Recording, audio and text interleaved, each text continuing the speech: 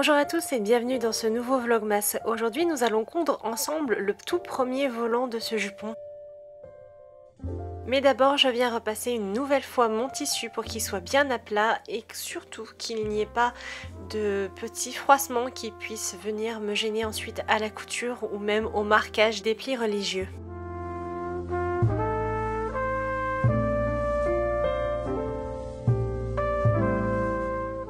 Une fois ma première pièce repassée, je suis venue prendre ma pièce de patron pour la superposer et marquer l'emplacement des plis religieux. Ainsi j'aurai plus de facilité ensuite à tracer mes lignes pour être sûre qu'ils soient à la bonne place.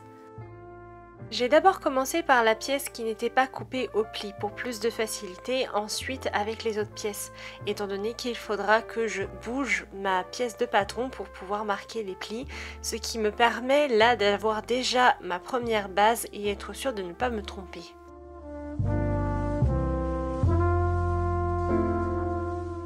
Après avoir marqué les plis des deux côtés de ma pièce, je suis venue relier les points à l'aide d'un crayon à papier. Pour plus de facilité, il est vrai que le crayon à papier est très pratique pour noter notamment des plis, car au lavage, il part et il coûte bien moins cher qu'un stylo friction.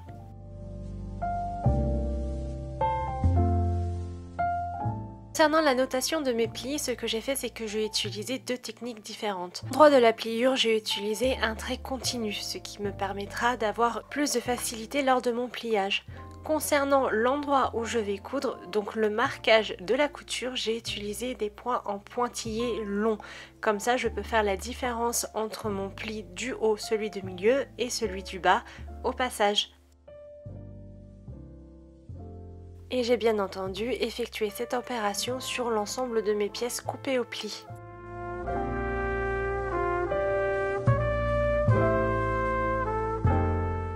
Je les ai ensuite assemblées toutes ensemble endroit contre endroit en omettant de fermer mon cercle pour plus de facilité pour la couture des plis religieux.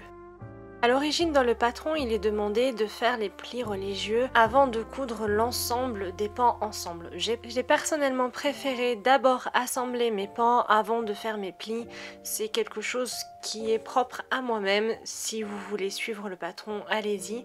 Mais j'ai trouvé que c'était mieux parce que justement il n'y avait pas de dissociation au niveau des pans et ils étaient tous de la même longueur en fait. Il n'y avait pas besoin de les rattacher les uns aux autres en fonction des pans. Vous avez directement votre pli religieux qui est fait et il n'y a pas de couture au milieu.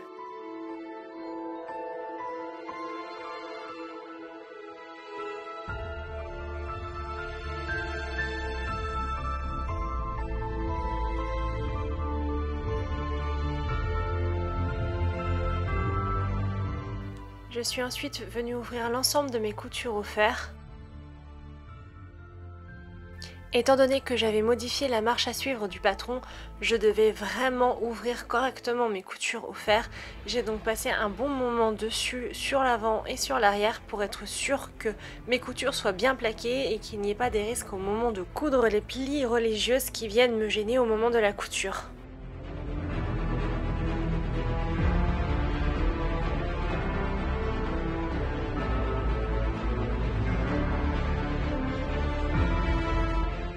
Pour être sûr que mes valeurs de couture ne bougent pas et restent bien en place, j'ai utilisé ce petit instrument de couture de tailleur qui va venir terminer d'aplatir la couture mais aussi de la maintenir à sa place en retirant l'humidité du tissu lié au repassage.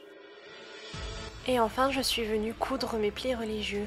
J'ai donc passé un certain nombre de temps dessus étant donné qu'il y avait bien 5 mètres de volant et qu'il y avait 3 plis. Honnêtement, ce n'est pas la meilleure idée que j'ai eue. En effet, j'aurais mieux fait de prendre ma machine de 1910 à plateau, qui aurait été beaucoup plus agréable, puisque étant donné que c'est une machine à manivelle, il a fallu que je fasse tourner la manivelle constamment, et au bout d'un moment, mon épaule en a pris un coup. J'ai eu très mal et il a fallu que je m'arrête très régulièrement pour pouvoir soulager mon épaule, ce qui m'a fait perdre un temps considérable. Et puis en plus, ma couture est devenue pour le coup un peu moins précise, et mes plis ne sont pas aussi jolis que ce que j'aurais aimé avoir.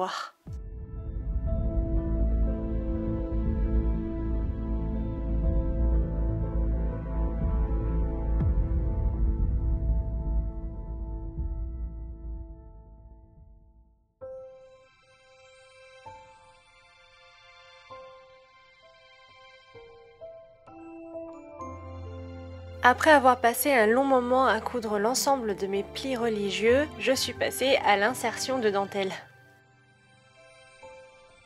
Pour cette première insertion de dentelle, j'ai décidé d'utiliser la dentelle que j'avais au préalable écartée pour la confection de la jupe. Depuis le début, je voulais ajouter un ruban sur le jupon. J'ai donc décidé qu'il serait juste au-dessus des plis religieux pour ajouter cette petite touche un peu fantaisie au jupon. Au-delà de la touche un petit peu fantaisie, c'est aussi quelque chose qui était très régulièrement fait d'un point de vue historique. Les insertions de dentelle au ruban étaient très courantes à cette époque-là, donc par conséquent, il était pour moi obligatoire d'avoir cette insertion de dentelle enrubannée.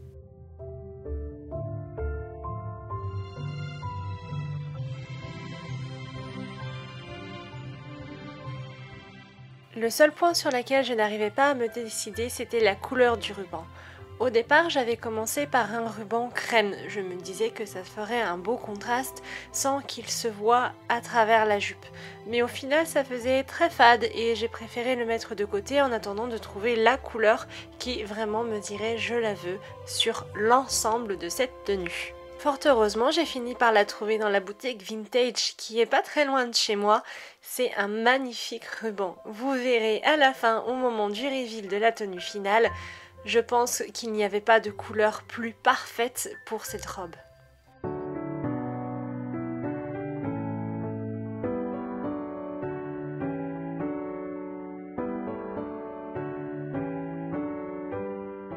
Voilà, quand je vous disais que je me suis arrêtée très souvent pour refaire des canettes, voilà la seconde, ou enfin plutôt c'était déjà la quatrième, qui n'est guère étonnant au vu du métrage de couture à réaliser. Rien que les plis religieux m'ont demandé près de 15 mètres de fil et la dentelle m'aura demandé 2 fois 5 mètres, donc 10 mètres. Ce qui fait quand même 25 mètres de fil pour un seul volant. Et encore, il n'est pas fini de coudre.